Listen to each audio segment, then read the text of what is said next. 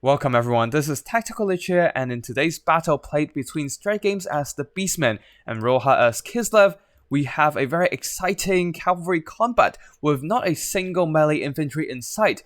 For the Beastman forces going fast and furious, we have a front line of Sentinels, some of them with great weapons. Light and agile, they will be overwhelming the Kislev lines with their numbers, and at the back, a whole bunch of Ungor raiders providing some fire support, as well as the sturdier Tuskor chariots, providing that armor piercing.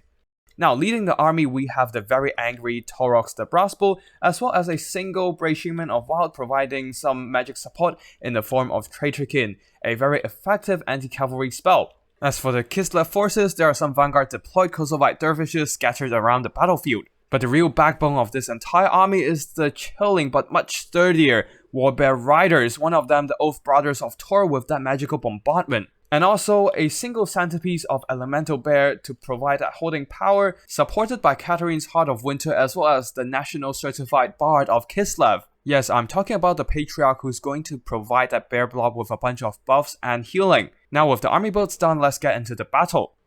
With all the Vanguard deployment, this battle has a quick start. One Kosovite dervishes is sacrificed to hold back both Sentinels here, while the other one attempts to retreat, but there are more Sentinels in front of them, and they will be surrounded and overwhelmed, while the rest of the Kislevite cavalry are slowly moving over, hoping to aid them before it is too late. But it is indeed too late, with these Kosovite dervishes quickly approaching wavering territory with their leadership and now activating the Bile Blood effect, now down to half health. The other one also taking substantial damage, being charged by more and more Sentinels despite trying their best to fight back. At the same time, Ungor Raiders will be providing fire support, chipping away their health, and the Elemental Bear blasting away at the Sentinels with great weapons, not the greatest breath attack, but still damage is damage as the rest of the Kosovite dervishes are here to help. But there are simply too many Sentinels rushing into this position here, basically surrounding them and doing massive charge damage as the Sentinels buffed up by the Beastman ability Primal Fury, providing extra charge bonus and melee attack. Now the bears are finally here to help. They're rather slow, but that comes with their unstoppable fighting powers, heavy armor, super elite melee stats. All these Sentinels are running away in a panic. They know they can't fight the Warbear Riders head on, so they will be avoiding engagement, hoping to drag away the Warbear Riders while the rest of the Sentinels can flank around and charge them in the rear. A Traitorkin is cast onto some Warbear Riders, draining the health of these elite cavalry while they charge into the Sentinels, who is a bit stuck up on a bunch of dervishes. While the rest of the Sentinels are also charging into combat, hoping to stem the tide of these elite warbears. At the back, the Tuskor chariots are flanking around as well. They do not have any good targets to fight in this combat due to the lack of infantry, but they do have the armor piercing to do some damage if they get the charge on the Warbear Riders. Though unfortunately, they will also be taking some serious counter attacks from the Warbear Riders' anti-large and armor piercing, so they do need to be careful with their engagements. At the same time, the Warbear Riders are supported by a bunch of melee buffs, including Taurus Battle Hymn from earlier, and now Stand Your Ground. They are holding back a tide of Beastman forces, forcing them to clump up, while their strength will be sapped away by the deadly chill from Heart of Winter. Most of the Sentinels are now in retreat as the Tuskor chariots pin down the Warbears. Taurox trying his best to do damage, especially with his powerful melee attacks, but there are just way too many Warbear Riders here, so Strike Games will be pulling him out of this engagement while using the Sentinels to cycle charge in and out of this blob. This is a really good example of cycle charging, maximizing their charge bonus impact, while the rest of the Ungor Raiders, some of them being routed earlier, have regrouped and will be approaching this blob again to fire at all these bears. Especially the Elemental Bear with such a large hitbox, it would be perfect for the Ungor Riders to shoot at. Of course, they still have that 90 armor to mitigate the firepower, but it is still better than shooting at a bunch of Warbear Riders who have 100 armor and also a much smaller hitbox, meaning there's a bigger chance for their shots to miss their targets. With the crossfire from the Raiders, you can see that the HP bar of the Elemental Bear is slowly but steadily being worked down. Unfortunately for Kislev, they are not free to deal with the archers just yet, being tied down by multiple Beastman units. They will be holding out with the Das Song of Winter Sunlight, refreshing their vigor and keeping them in top shape.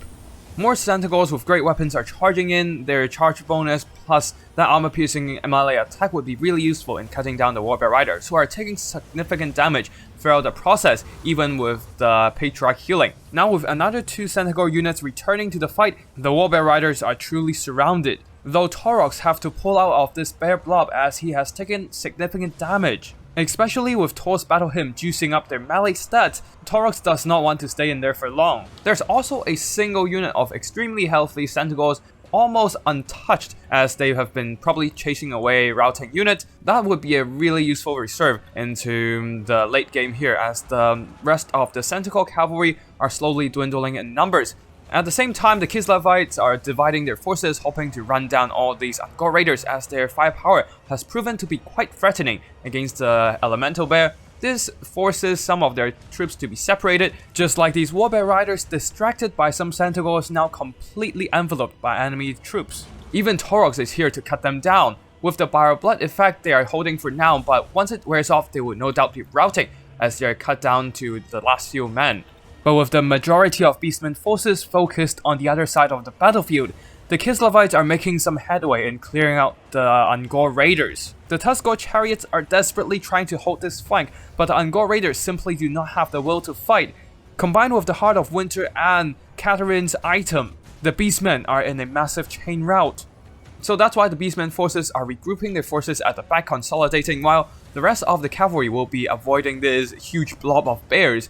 Of course, the Brave Shaman here on foot doesn't really have the speed to run away, but he does have the survivability of off-foot characters, namely the invincible time, the iframes being knocked over. So this little caster hero will be holding this supreme bear blob all by himself, while the Angkor Raiders will be pouring in their arrow fire against the Elemental Bear as the Patriarch tries to mitigate that damage with the Soliak's Lullaby.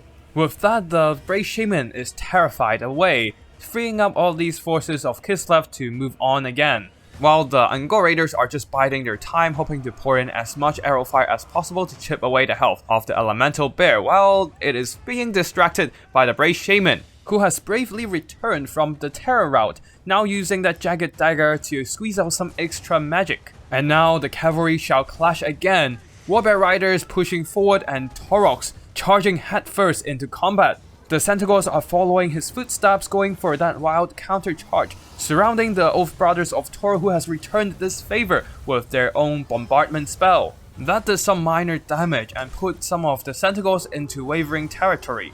On the side, while distracting the Elemental Bear, the Brave Shaman is dropping a Traitorkin into the Bear Blob, draining the health of the War Bears as the Centaurs right now are too tattered to do any meaningful damage. Catherine's HP might be running low right now, but so is Taurox, being surrounded by all the War Bears. Thankfully for him though, the Elemental Bear, the heavy hitter, is still hung up on the Brave Shaman. And the Centaurs are charging in one last time before they rout off for good, doing some minor impact damage. The problem is that Kislev troops are kept fresh with the Da's Song of Winter Sunlight, while Taurox is now exhausted. The lack of vigor and his wounds are now lowering his stats, severely hampering his combat effectiveness. Thankfully, the reserve Centaurs are here to help, screening away some of the single entities. Taurox trying to pull out of this engagement, but the frostbite effect slowing him down. His movement speed now down to 38, lower than a lot of his infantry. This allows the Elemental Bear to closely follow him, with every strike taking away a few hundred of his HP. Now down to the last few hundred HP, seems like the Brass Bull's fury is slowly frozen by the Kislev chill. And then a Heart of Winter dropping into this blob, draining the health of the Centaurs. Before that, actually, they are already terrified by the splash attacks of the Elemental Bear. Surrounded by 3 single entities and slowed down by Frostbite and Heart of Winter, Taurox is going down. This leaves only the Brave Shaman to uphold the leadership of the Beastman army, who will now be the next target for this bear blob to goon. Being surrounded by single entities, the Brave Shaman drops in one last defiant spell, Traitorkin, draining the health of both single entities, finishes off the Rena Catherine, and finishes off the Patriarch, leaving only the Elemental Bear against the focus fire of all 3 units of Angkor Raiders. Unfortunately, the Brave Shaman is terrified by the bear. Now the bear is free to hunt down all these missile infantry, but he stops, blasting away some of these units with the Icy Breath. That does drops the leadership of the Angkor Raiders low enough to be terror routed, but that leaves him a little bit exposed to the Angkor Raider fire. Unfortunately for the Beastmen, these Angkor Raiders are routed and shattered, never coming back, but the Brave Shaman and the Centaurs have returned.